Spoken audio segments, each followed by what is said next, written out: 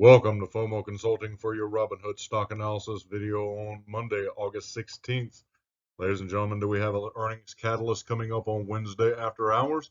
We shall see. And as always, the apes are winning, the diamond hands are winning, most importantly, the retail investors winning. So if you find this video informative and entertaining, please like, share, certainly comment, and most importantly, subscribe. It's a newer channel and I appreciate the support.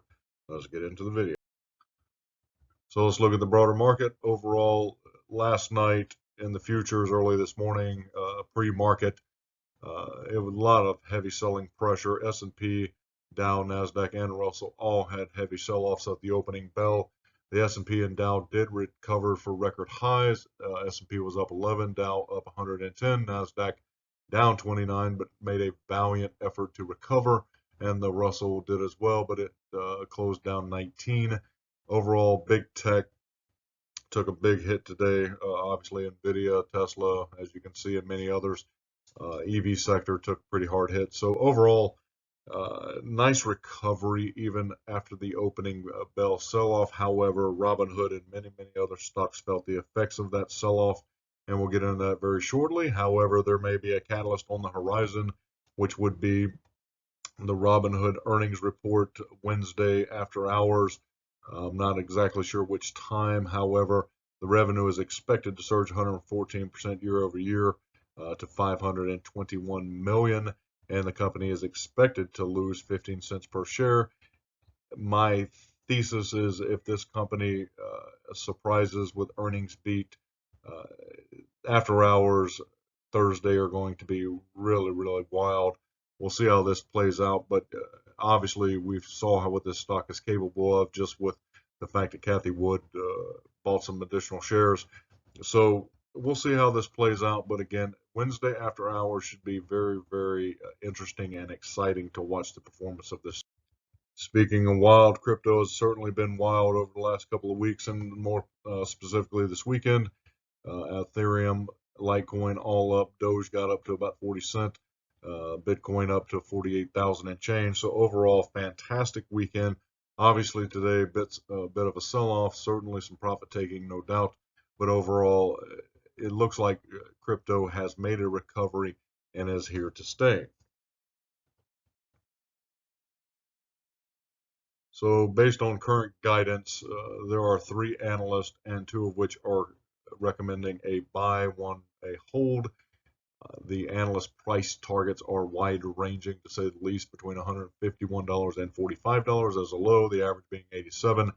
Again, do your own due diligence. Certainly do your own research. I am not a financial advisor, certainly. But overall, it looks like this stock has a strong future if, in fact, the earnings come out and they provide really strong guidance from a revenue and an EPS perspective.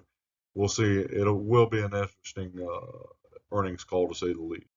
So let's look at the options chain. Currently where we are at the price point, not a whole lot in the immediate price action point. However, at the $50 level, you've got pretty well equal calls and puts again at the $50 strike.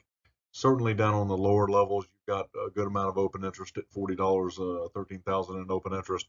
And on the high side, right around the $60 strike, you've got about 9,000 and several values in between, obviously.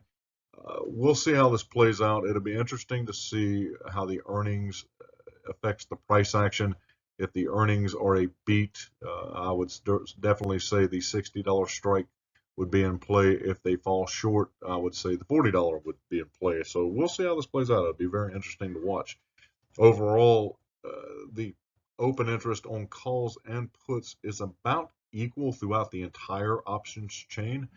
However, the expiration this Friday, 8/20, is certainly heavy on the put side by about 8,000. So we'll see how this plays out over the coming days, but it is an interesting options chain. A lot of what I would consider to be indecisiveness based on lack of guidance, lack of financials. I think this will become much clearer after Wednesday's earnings call. We'll see how this plays out.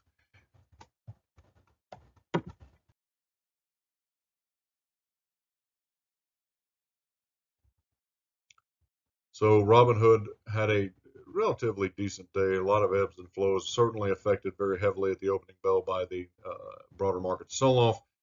Did recover around the middle part of the afternoon before it was sold off yet again. Overall, this stock is just kind of in a consolidation, almost like a waiting mode, it would appear. Certainly heavily shorted, as I'll show you very shortly. But overall, it could have had worse days. $47.19 was the closing price, down $3.44 or 6.79%. After hours, down just a bit, at least at the time of this recording. However, again, Wednesday is really the day of reckoning for this stock to see where it's actually going to fall. If there is an earnings beat, you probably will see some additional institutional investment. Certainly some FOMO buying, after hours with the fans of this stock. But overall, you can see how the stock performed against the broader market of the NASDAQ today. Followed it pretty much for the first 2/3 of the day, and obviously the heavy selling pressure towards the latter end of the day, power hour, certainly had its effect. Recognia, based on my Fidelity account, is basically neutral. Again, indecisiveness around this stock based on lack of guidance, financials, and what have you. You can see it in the options chain, certainly in the analyst ratings and the price targets. That will become clearer in the coming days, in my opinion. But the 5-day, 5-minute chart, you can certainly see it's been on a downslide very slowly and mechanically, but nonetheless on a downward trend. Again, probably a lot of shorting, and I'll get into the Ortex data and some other data here shortly. But as you can see, we're kind of at a point now where they could probably press it down a bit further, certainly, shorting it, but it did fill the gap based on what it's doing, as you can see on the left. RSI and MACD are pretty well calmed down. RSI, at least on the 1-hour chart, is certainly an oversold area, and as well as the MACD. Certainly has a lot of room to run if the news around this stock is positive on Wednesday's earnings. Again, you see the same thing on the 2-hour chart around that 47 level. We certainly filled the gap. Obviously, with this being a newer stock, there's not a lot of history to go off of from support and resistance. We'll just have to see really how this stock reacts to earnings and whether it goes up, down, what have you. But you can certainly see where the MACD is in oversold very heavily, and as well as the RSI on the 2-hour chart. Daily chart, again, not a lot of time to play around with this, but certainly you see the RSI coming down after that big run up to $85. The indicators really need to kind of get reset. As you can see, we're back to about neutral, and you can see the MACD has certainly came down quite a bit. It reminds me very much of AMC after the big run up. It took a while for the MACD to kind of calm down and come back to earth. It's certainly done so more recently, but again, with it being a newer stock, just not a lot of history to go from. So looking at the Ortex data, really this is a very heavily shorted stock. As you can see with the trend data, the gray volume bars are borrowed shares against this stock. The average age of the short position, again, newer stock, but is about 6 days according to Ortex. And if you kind of go back in time, the average age of the short position is about that point on the left. And obviously today's price action on the right. Are they going to press it down another day to get as much out of it as they possibly can? It is very possible and likely. However, the one thing that is always true about a short seller, they do not like uncertainty, and they certainly do not want to get caught with a volatile stock like AMC, GME, Robinhood, or any other that can run overnight after hours pre-market.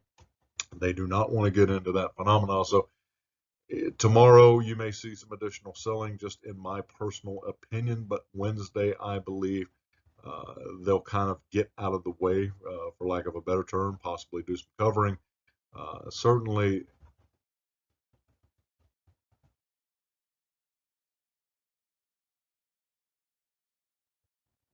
so looking at the Ortex data, you certainly see where shares are on loan of 17.5 million, cost to borrow about 54%, utilization at an astronomical 100%.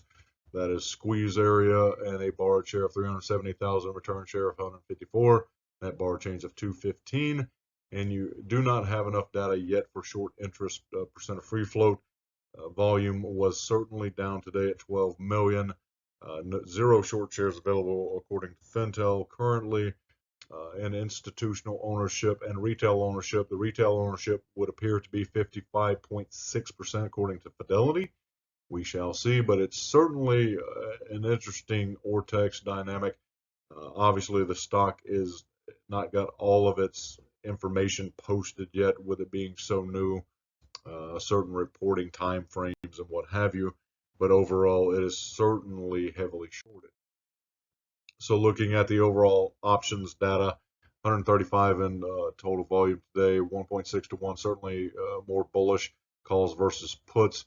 As you can see, there's a lot of deep in the money calls, or deep out of the money calls, excuse me, deep out of the money puts. Certainly, IV has come down just a bit due to the lack of volatility with the downward selling pressure, but overall, it's very, very bullish, at least as of today in the options chain. So if you found this video informative, entertaining, please like, share, certainly comment, and most importantly, subscribe. It's a newer channel, and I'd appreciate the support. But as always, I hope your life is full of green candles.